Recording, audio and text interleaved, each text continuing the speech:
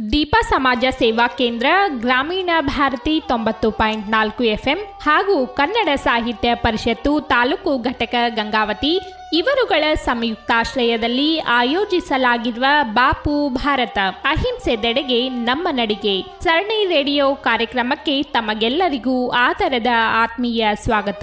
ಆತ್ಮೀಯ ಕೇಳುಗರೆ, ನೀವು ಕೇಳುತ್ತಿರುವಿರಿ 90.4 FM ಕಂಪನಾಂಕದಲ್ಲಿ ದೀಪ ಸಮಾಜ ಸೇವಾ ಕೇಂದ್ರದಿಂದ ಪ್ರಸಾರವಾಗುತ್ತಿರುವ ನಿಮ್ಮ ನೆಚ್ಚಿನ ಗ್ರಾಮೀಣ ಭಾರತಿ 100 ಸ್ವರ ಒಂದೇ ಶ್ರುತಿ. ಇದು ಗಂಗಾವತಿಯ ಸಮುದಾಯ ರೇಡಿಯೋ ಕೇಂದ್ರ. ಆತ್ಮೀಯ ಕೇಳುಗರೆ, ಇಂದಿನಿಂದ ಅಕ್ಟೋಬರ್ 31ರವರೆಗೆ ಬಾಪು ಭಾರತ ಅಹಿಂಸೆದೆಡೆಗೆ ನಮ್ಮ ನಡಿಗೆ ಸರಣಿ ರೇಡಿಯೋ ಕಾರ್ಯಕ್ರಮ ಸಂಜೆ 7 ಗಂಟೆಗೆ ಪ್ರಸಾರವಾಗಲಿದೆ. ಮೊದಲ ಸಂಚಿಕೆಯಲ್ಲಿ ಮಾತನಾಡಲಿದ್ದಾರೆ ಬೆಂಗಳೂರಿನ ಸಾಹಿತಿಗಳಾದ ಡಾಕ್ಟರ್ ರಾಜಶೇಖರ್ ಮಠಪತಿರವರು. ಬನ್ನಿ ಕೇಳೋಣ. ಕಾಲದ ಲೆಕ್ಕಾಚಾರದಲ್ಲಿ ಎಲ್ಲವೂ ಒಂದೇ ತರನಾಗಿರುವುದಿಲ್ಲ. ಕೆಲವು ಎಲ್ಲವೂ ಕಳೆದು ಹೋದಂತೆ ಕಳೆದು ಹೋಗುವ ಪಾತ್ರಗಳೂ ಅಲ್ಲ. ಕಾಲದ ಲೆಕ್ಕಾಚಾರಗಳು ಏನೇ ಇರಲಿ, ಕೆಲವು ಪಾತ್ರಗಳು ಮಾತ್ರ ಕಾಲವನ್ನೂ ಕಾಡುವ ರೀತಿಯಲ್ಲಿ ಉಳಿದು ಬಿಡುತ್ತವೆ. ಹಾಗೆ ನಮ್ಮ ಲೆಕ್ಕಾಚಾರಗಳ ಆಚೆ ಉಳಿದವರು ಗಾಂಧಿ. ನಮಗೆ ಬೇಕಾಗಿಯೂ ಬೇಡಾಗಿಯೂ ನಮ್ಮ ಇತಿಹಾಸ ವರ್ತಮಾನದ ಉದ್ಧರಣೆಯಾಗಿದ್ದಾರೆ ಗಾಂಧಿ.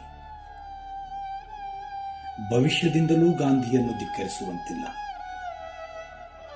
ಒಂದು ಅರ್ಥದಲ್ಲಿ ಗಾಂಧಿ ಇಲ್ಲದ ಭವಿಷ್ಯ ಭಾರತಕ್ಕೆ ಇಲ್ಲವೇ ಇಲ್ಲ. ನಾವು ಧಿಕ್ಕರಿಸುವಷ್ಟು ರಜೆಯಾಗಿ ಅಕ್ಟೋಬರ್ 2ರ ಮೋಜಾಗಿ ಬಂದೇ ಬರುತ್ತಾರೆ ಗಾಂಧಿ. ಚೌಕು ವೃತ್ತಗಳಲ್ಲಿ, ಕಾಲೇಜು ಬಂದಿಖಾನೆಗಳಲ್ಲಿ ಫೋಟೋ ಪುತ್ಥಳಿಯಾಗಿ ನಮ್ಮ ಮುಂದೆ ನಿಲ್ಲುತ್ತಾರೆ ಗಾಂಧಿ.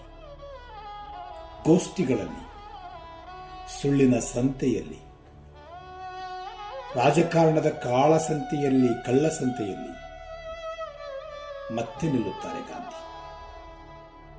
ಉಪವಾಸ, ಸತ್ಯಾಗ್ರಹದ ವಾಸ್ತವಗಳಲ್ಲಿ, ಧರ್ಮಾಂತ ಚಿಂತನೆಗಳಲ್ಲಿ ಸಾಕ್ಷಿಯಾಗುತ್ತಾರೆ ಗಾಂಧಿ. ಗಾಂಧಿ ಇಲ್ಲದ ಯಾವುದಾದರೂ ಸ್ಥಳ, ಕಾಲ ಅಥವಾ ಆಲೋಚನೆಯನ್ನ ನಾವು ಕಲ್ಪಿಸಬಹುದೇ ಎನ್ನುವ ಪ್ರಶ್ನೆಗೆ ಬಹುತೇಕ ಸಾಧ್ಯವಿಲ್ಲ ಎನ್ನುವುದೇ ಉತ್ತರವಾಗುತ್ತದೆ. ನನಗೆ ಗಾಂಧಿ ಎಲ್ಲ ಕಾಲದ ಉತ್ತರ ಹೇಗೆ, ಹಾಗೆಯೇ ಅವರು ಬಿಡಿಸಲಾಗದ ಪ್ರಶ್ನೆಯೂ ಕೂಡ. ಗಾಂಧೀಜಿಯನ್ನು ವಿವೇಚಿಸುತ್ತಾ ಚರ್ಚಿಸುತ್ತಾ ಹೊರಟಷ್ಟು ನಮಗೆ ಭಿನ್ನ ಭಾರತ ದಕ್ಕುತ್ತದೆ. ನಮ್ಮ ಸಾಮಾಜಿಕತೆ ಮತ್ತು ರಾಜಕೀಯದ ಒಂದು ಮಹತ್ವದ ಅಳತೆಗೋಲಾಗಿ ನಿಂತಿರುವ ಗಾಂಧಿ ಸತ್ಯ ಮತ್ತು ಅಹಿಂಸೆಯ ಪ್ರತಿರೂಪವಾಗಿ ಚರಿತ್ರೆಯಲ್ಲಿ ದಾಖಲಾಗಿದ್ದಾರೆ. ಇಂಥ ಈ ಗಾಂಧೀಜಿ 1947ರ ಜುಲೈ 18ರಂದು ಅತ್ಯಂತ ಮಹತ್ವದ ಮಾತೊಂದನ್ನು ಆಡಿದ್ದಾರೆ. ಅದು ವರ್ತಮಾನದ ರಾಜಕಾರಣದ ಮೇಲೂ ಕೂಡ ಬೆಳಕನ್ನು ಚೆಲ್ಲುತ್ತದೆ. Politics will have some effect on the people only if carried on with a sense of dharma and with purity of conduct. ಧರ್ಮವೋ ರಾಜಕಾರಣವೋ ಅಥವಾ ಇವೆರಡೂ ಸೇರಿದ್ದನ್ನು ಕುರಿತು ಆಡಿದ ಗಾಂಧೀಜಿಯ ಈ ಮಾತು, ಅಥವಾ ಈ ಮಾತಿಗೆ ಏನಾದರೂ ಅರ್ಥ ಉಂಟೆ? ಅಂಬೇಡ್ಕರ್ ಹೇಳುವ ಇತಿಹಾಸವನ್ನು ಗೌರವಿಸದವನು ಇತಿಹಾಸವನ್ನು ಸೃಷ್ಟಿಸಲಾರ ಎನ್ನುವ ಮಾತನ್ನು ಮುಂದಿಟ್ಟುಕೊಂಡು ನೋಡಿದಾಗಲೂ ಗಾಂಧಿ ನಮ್ಮ ಇತಿಹಾಸದ ಅವಿಭಾಜ್ಯ ಅಂಗವಾಗಿ ಕಾಣುತ್ತಾರೆ. ಗಾಂಧೀಜಿಯನ್ನು ಇತಿಹಾಸ ಪುರುಷ ಎಂದು ಒಪ್ಪಿಕೊಳ್ಳುವುದಾದರೆ ಅವರ ಯಾವ ತಲ್ಲಣಗಳು, ಯಾತನೆಗಳು ನಮ್ಮ ಕರುಳು ಹಿಂಡಿಸಿವೆ, ಅವರ ಯಾವ ಆಲೋಚನೆಗಳು, ತತ್ವಗಳು ನಮ್ಮ ಬದುಕಿನ ಉಸಿರಾಗಿವೆ ಎನ್ನುವ ಪ್ರಶ್ನೆ ಹಾಕಿಕೊಳ್ಳುವುದು ಈ ಸಂದರ್ಭದಲ್ಲಿ ಅತ್ಯಂತ ಮುಖ್ಯವೆನಿಸುತ್ತದೆ. ಗಾಂಧೀಜಿ ಓರ್ವ ಮನುಷ್ಯರಾಗಿಯೂ ಮನುಷ್ಯರನ್ನೇ ಅಥವಾ ನಮ್ಮ ವರ್ತಮಾನದ ಸ್ಥಿತಿಯನ್ನೇ ಕಾಡಲಾರದಷ್ಟು ಏಕೆ ದೂರಾದರು. ಅವರು ಕೇವಲ ಪೂಜೆಯ, ಭಜನೆಯ ವಸ್ತುವಾಗಿ ಮಾತ್ರ ಉಳಿದರೆ ಎನ್ನುವ ರೀತಿಯಲ್ಲಿ ನಾವು ವರ್ತಮಾನದ ಸ್ಥಿತಿಯನ್ನು ಗಮನಿಸುತ್ತಿದ್ದೇವೆ. ಅವರ ಯಂಗ್ ಇಂಡಿಯಾದಲ್ಲಿ 1921ರಲ್ಲಿ ಗಾಂಧೀಜಿ ಬರೆದ ಮಾತು ಒಂದು ಹೀಗಿದೆ: ಕ್ಷಣ ಕ್ಷಣಕ್ಕೂ ಹೆಜ್ಜೆ ತಪ್ಪುತ್ತಿದ್ದ ಭಾರತೀಯರ ನಾಗರಿಕ ಪ್ರಜ್ಞೆಯನ್ನು ಕಂಡು ಅಸಹಾಯಕರಾಗಿ ಈ ಮಾತನ್ನು ಅವರು ಬರೆದಿರಬಹುದು. ಅವರು ಬರೆಯುತ್ತಾರೆ, ಇದೀಗ ಭಾರತವು ಬೆಂಕಿ ಹೊತ್ತಿಕೊಂಡ ಮನೆಯಂತಿದೆ ಎಂಬುದು ನನ್ನ ನಂಬಿಕೆ. ದಿನ ದಿನವೂ ಅದರ ಮಾನವೀಯತೆಯು ಸುಟ್ಟು ಕರಕಲಾಗುತ್ತಿದೆ. ದಿನ ದಿನವೂ ದುಡಿಯಲು ಮತ್ತು ದುಡಿಮೆಯ ಫಲದಿಂದ ಅನ್ನವನ್ನು ಗಳಿಸಿಕೊಳ್ಳಲು ಅವಕಾಶವಿಲ್ಲದೆ ಅದು ಹಸಿವೆಯಿಂದ ಸಾಯುತ್ತಿದೆ. 30 ಕೋಟಿ ಭಾರತೀಯರೆನ್ನುವವರು ತಮ್ಮ ಕರ್ತವ್ಯವೆನ್ನುವುದನ್ನು ಮರೆತಿರುವಾಗ ನಾವು ಸರ್ಕಾರವನ್ನು ದೂಷಿಸುವುದು ತಪ್ಪಲ್ಲವೇ ಅಥವಾ ದೂಷಿಸಬೇಕೆ? ಹೀಗೆ ಹೇಳುತ್ತಿದ್ದ ಗಾಂಧೀಜಿ ತಮ್ಮ ಕೊನೆಯ ದಿನಗಳವರೆಗೂ ಈ ದೇಶದ ಮನೋಸ್ಥಿತಿಯಲ್ಲಿ ಬದಲಾವಣೆಯಾಗದ ಹೊರತು ದೇಶದ ಬದಲಾವಣೆ ಅಸಾಧ್ಯ ಎನ್ನುವುದನ್ನು ಸ್ಪಷ್ಟವಾಗಿ ಹೇಳಿದ್ದಾರೆ. 18 ಜುಲೈ 1947 ಶುಕ್ರವಾರ ದೆಹಲಿಯ ಬಂಗಿ ಕಾಲೋನಿಯಲ್ಲಿಯೂ ಕೂಡ ಗಾಂಧೀಜಿಯವರನ್ನ ಒಂದು ಗುಂಪು ಭೇಟಿಯಾಗುತ್ತದೆ. ಅವು ರಾಜಕೀಯವು ಧರ್ಮದ ಚೌಕಟ್ಟಿನಲ್ಲಿರಬೇಕು ಎಂದು ಬೋಧಿಸುತ್ತಿದ್ದ ನಾಯಕರ ದಿನಗಳು. ಆದರೆ ಗಾಂಧಿ ಬೋಧಿಸುತ್ತಿದ್ದ ಧರ್ಮ ಅದು ಅಹಿಂಸಾ ಧರ್ಮ. ಆ ಅಹಿಂಸಾ ಧರ್ಮ ಹಿಂದೂ ಮತ್ತು ಮುಸ್ಲಿಂ ಮತಗಳನ್ನು ಮೀರಿದ ವಿವೇಕವಾಗಿತ್ತು ಮತ್ತು ವಿವೇಚನೆಯಾಗಿತ್ತು ಎನ್ನುವುದನ್ನು ನಾವು ಸ್ಪಷ್ಟಪಡಿಸಿಕೊಳ್ಳಬೇಕು. ಗಾಂಧೀಜಿ ಸುಭಾಷ್ ಚಂದ್ರರ ಒಂದು ವಾಕ್ಯವನ್ನು ಈ ಸಂದರ್ಭದಲ್ಲಿ ಉದ್ಧರಿಸುವುದು ಮುಖ್ಯವೆನಿಸುತ್ತದೆ: ನನಗೆ ರಕ್ತ ಕೊಡಿ, ನಿಮಗೆ ಸ್ವಾತಂತ್ರ್ಯ ಕೊಡುವ ವಚನ ಕೊಡುತ್ತೇನೆ. ಇದು ಬೋಸರವು ಘೋಷವಾಕ್ಯ.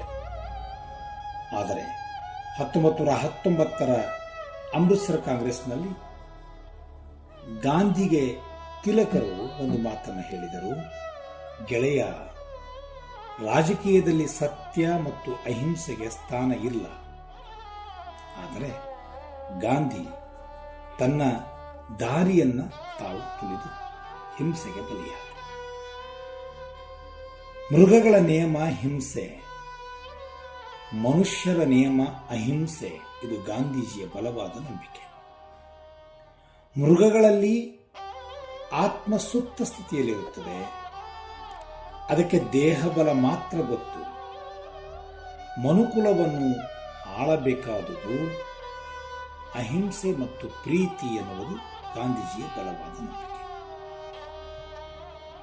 ಅಕ್ಟೋಬರ್ 18ರ ಶನಿವಾರದ ಮುಂಜಾವು ಕಲ್ಕತ್ತೆಯಿಂದ ಬಂದ ಸುದ್ದಿ ಗಾಂಧೀಜಿಯವರ ಈ ನಂಬಿಕೆಗೆ ತೀರ ವ್ಯತಿರಿಕ್ತವಾಗಿದೆ. ಸಾವು ಬದುಕಿನ ಮಧ್ಯೆ ಹೋರಾಡುತ್ತಿದ್ದ, ಪ್ರತಿಕ್ಷಣದ ಬದುಕೆನ್ನುವುದು ಅಪಾರ ಹಿಂಸೆ ಎಂದುಕೊಂಡಿದ್ದ, ಹೀಗೆ ನೆಲೆಯಿಲ್ಲದ ಸಾವಿರಾರು ನಿರಾಶ್ರಿತರು ಕಡು ಚಳಿಗಾಲದಲ್ಲಿ ನಡುಗುವ ಗಾಂಧೀಜಿಗೆ ದೀನರಾಗಿ ತಮ್ಮ ರಕ್ಷಣೆಗಾಗಿ ಕೈಯೊಡ್ಡುತ್ತಾರೆ. ತನ್ನ ಕೈಯಿಂದ ಎಲ್ಲವೂ ನಿಧಾನವಾಗಿ ಕೊಸರುತ್ತಾ ಹೋಗುತ್ತಿದೆ. ರಾಜಕಾರಣವೆನ್ನುವುದು ತನ್ನ ಕೈಯಿಂದ ಹಾರಿ ಹೋದ ಹಕ್ಕಿ ಎನ್ನುವುದು ಗಾಂಧೀಜಿಗೆ ಅರ್ಥವಾಗುತ್ತಾ ಹೋಗುತ್ತಿತ್ತು. ಗಾಂಧಿ ಮಾನವೀಯತೆಯ ದಿವ್ಯ ಕಿರಣಗಳನ್ನು ಅವುಗಳನ್ನು ಉಳ್ಳ ಮನುಷ್ಯನನ್ನೇ ನಂಬಿದ್ದರು ಮತ್ತು ಮನುಷ್ಯನೆಂದರೆ ಇಂಥ ದಿವ್ಯ ಕಿರಣಗಳ ಒಂದು ಮೊತ್ತ ಎಂದುಕೊಂಡಿದ್ದರು. ಗಾಂಧೀಜಿಯ ಏಕೈಕ ಭರವಸೆ, though he slay me yet I will trust him. ನನ್ನ ಕತ್ತು ಕೊತ್ತರಿಸುವವರ ಕೈಗೂ ಕೂಡ ಬದುಕು ನೀಡಬೇಕು ಎನ್ನುವುದು ಗಾಂಧೀಜಿಯ ನಂಬಿಕೆ. ಇಲ್ಲೊಂದು ಪದ್ಯ, ನಮ್ಮ ಕತ್ತು ಹಿಸುಕುವಬೇಕೆನ್ನುವವರ ಕೈಗೆ ಒಂದು ಹಿಡಿ ಹೂ ನೀಡಬೇಕು. ನಮ್ಮ ಶೋಕ ಗೀತೆಯ ಅವರ ಕನಸಿಗೆ ನಾವು ಒಂದಿಷ್ಟು ಧ್ವನಿ ನೀಡಬೇಕು. ಸ್ವಾಗತದ ಸವಿದಾರಿ ಎಂದೂ ತುಳಿಯದ ಬಡವರಿಗೆ ಏನೆನ್ನಬೇಕು, ಹಿಸುಕುವ ನಿಮ್ಮ ಕೈಗಳೇ ಸಂಜೀವಿನಿ ಎಂದು ನಗು ನಗುತ್ತಾ ಕೊಟ್ಟು ಬಿಡಬೇಕು. ಈ ಪ್ರಮಾಣದಲ್ಲಿ ಗಾಂಧೀಜಿ ಅಹಿಂಸಾ ತತ್ವವನ್ನು ನಂಬಿಕೊಂಡರು. ಅವರ ಅಹಿಂಸಾ ತತ್ವದ ಬೇರುಗಳು ಲಿಯೋ ಟಾಲ್ಸ್ಟಾಯ್ನಂಥ ಮಹಾನ್ ಚಿಂತಕನ ಆಲೋಚನೆಗಳಲ್ಲಿ ಮತ್ತು ಜೀವನ ಅನುಕರಣೆಯಲ್ಲಿ ಇದ್ದವು ಅಂತ ಬೇರೇನು ಹೇಳಬೇಕಾಗಿಲ್ಲ. 1947 ಅಕ್ಟೋಬರ್ 22 ಗಾಂಧೀಜಿ ಸತ್ಯಾಗ್ರಹಿಯಾದವನೊಬ್ಬ, ಸತ್ಯದ ಆರಾಧಕನಾದವನೊಬ್ಬ ಹೇಗಿರಬೇಕು ಅನ್ನುವುದನ್ನು ಕುರಿತು ಚಿಂತಿಸಿದ್ದಾರೆ. ಸತ್ಯಕ್ಕಾಗಿ ಹೋರಾಡುವ ವ್ಯಕ್ತಿ ತನ್ನ ಅಂತ್ಯ ಹೇಗಾಗಬಹುದು, ಏನಾಗಬಹುದು ಎನ್ನುವುದರ ಪ್ರಶ್ನೆಗಳನ್ನು ಹಾಕಿಕೊಳ್ಳಬಾರದು. ಸತ್ಯಾಗ್ರಹಿ ಬೆಟ್ಟದಂತೆ ಗಟ್ಟಿಯಾಗಿ ನಿಂತಾಗ ಮಾತ್ರ ತನ್ನ ದಾರಿ ಸರಿಯಾದುದು ಎನ್ನುವುದನ್ನು ಸಾಧಿಸಲು ಸಾಧ್ಯ ಎನ್ನುವುದು ಗಾಂಧೀಜಿಯ ಚಿಂತನೆ. ಸಹನೆ ಮತ್ತು ದಯೆಯ ತಳಹದಿಯ ಮೇಲೆ ಸತ್ಯಾಗ್ರಹದ ಯಶಸ್ಸು ನಿಂತಿದೆ. ಅಹಿಂಸಾ ತತ್ವದ ಯಶಸ್ಸು ನಿಂತಿದೆ. ಪ್ರೀತಿ ಮತ್ತು ಕರುಣೆ ಎನ್ನುವ ಮೌಲ್ಯಗಳ ಯಶಸ್ಸು ನಿಂತಿದೆ. ಹಾಗೆ ಅನ್ನುವುದಾದರೆ ಗಾಂಧೀಜಿಯವರು ನಂಬಿದ ದಯೆ ಮತ್ತು ಸಹನೆಗಳಿಗೆಲ್ಲ ಯಾವ ಫಲಿತಾಂಶ ದಕ್ಕಿದೆ ಎನ್ನುವುದು ಕೂಡ ರಾಜಕೀಯ ಚಿಂತಕರ ಪ್ರಶ್ನೆ. ಆಗ ಬ್ರಿಟಿಷ್ ಪತ್ರಕರ್ತನೊಬ್ಬ ಗಾಂಧೀಜಿಯನ್ನ ಭೇಟಿಯಾಗಿ, ಮಿಸ್ಟರ್ ಗಾಂಧಿ, ನಿಮ್ಮ ಅಹಿಂಸಾ ತತ್ವ ಭಾರತದಲ್ಲಿಯೇ ಗೆದ್ದಿಲ್ಲ ಎಂದು ವಾದಿಸಿದ. ಆತನ ವಾದಕ್ಕೆ ಭಾರತದ ಉದ್ದಗಲಕ್ಕೂ ಆ ಸಂದರ್ಭದಲ್ಲಿ ನಡೆಯುತ್ತಿದ್ದ ಹತ್ಯೆಗಳು ಪುಷ್ಟಿಯನ್ನು ಒದಗಿಸಿದ್ದವು. ಸತ್ಯಮೇವ ಜಯತೆ, ಅಹಿಂಸಾ ಪರಮೋಧರ್ಮಗಳಂಥ ಹೇಳಿಕೆಗಳು ನಿತ್ಯ ನೆಲ ಕಚ್ಚುತ್ತಿದ್ದವು. ಆದರೂ ಗಾಂಧೀಜಿ ತಮ್ಮ ಹೆಜ್ಜೆ ಹಿಂದಿರಲಿಲ್ಲ. ಅಹಿಂಸೆಯ ದಾರಿಯಿಂದ ಹಿಂಸೆಯೆಡೆಗೆ ಎಂದೂ ನೋಡಲಿಲ್ಲ. ಯಾವಾಗ ವ್ಯಕ್ತಿಗೆ ತಾನು ತಪ್ಪು ಮಾಡಿದ್ದೇನೆ ಎನ್ನುವುದರ ಅರಿವಾಗುತ್ತದೆಯೋ, ಇನ್ನು ತಾನು ಖಂಡಿತ ಬದಲಾಗಬೇಕು ಎನ್ನುವ ಆಸೆ ಹುಟ್ಟುಕೊಳ್ಳುತ್ತದೆಯೋ, ಅಲ್ಲಿಯೇ ಆತನಿಗೆ ಮಹಾಶಕ್ತಿಯೊಂದು ಪ್ರಾಪ್ತವಾಗುತ್ತದೆ. ಇದು ದಿಟ ಎನ್ನುವುದು ಗಾಂಧೀಜಿಯವರು ಅಹಿಂಸೆಯಲ್ಲಿ ಇಟ್ಟ ನಂಬಿಕೆಗೆ ಅತ್ಯುತ್ತಮವಾದ ಉದಾಹರಣೆ. ಆದರೆ ಎಲ್ಲಿಯವರೆಗೆ ತನ್ನ ತಪ್ಪನ್ನು ತನ್ನಲ್ಲಿ ಬಚ್ಚಿಡುವ ಪ್ರಯತ್ನ ಮಾಡುತ್ತಿರುತ್ತಾನೋ, ಅಲ್ಲಿಯವರೆಗೂ ಆತ ತನ್ನನ್ನೇ ತಾನು ದಕ್ಕಿಸಿಕೊಳ್ಳಲಾರ. ವ್ಯಕ್ತಿ ಧರ್ಮವನ್ನೇ ಕೊಲ್ಲುತ್ತಿರುವವನು ಲೋಕಧರ್ಮವನ್ನು ಕೊಲ್ಲಲಾರ ಅನ್ನುವುದಕ್ಕೆ ಯಾವ ಸಾಕ್ಷಿಗಳೂ ಸಿಗುವುದಿಲ್ಲ ಎನ್ನುವುದು ಗಾಂಧೀಜಿಯ ಅಹಿಂಸಾ ಚಿಂತನೆಯ ಮೂಲ ಆಧಾರವಾಗಿತ್ತು. ವರ್ತಮಾನದ ಜಾಗತಿಕ ಯುದ್ಧ ಮತ್ತು ಸಾಮಾಜಿಕ ಸ್ವಾಸ್ಥ್ಯದ ಹಿನ್ನೆಲೆಯಲ್ಲಿ ಗಾಂಧಿ ಚಿಂತನೆಗಳು ಹಿಂದಿಗಿಂತಲೂ ಇಂದು ಅತ್ಯಂತ ಪ್ರಸ್ತುತವಾಗಿವೆ ಎನ್ನುವುದನ್ನು ನಾವು ಅರಿಯಬೇಕಿದೆ.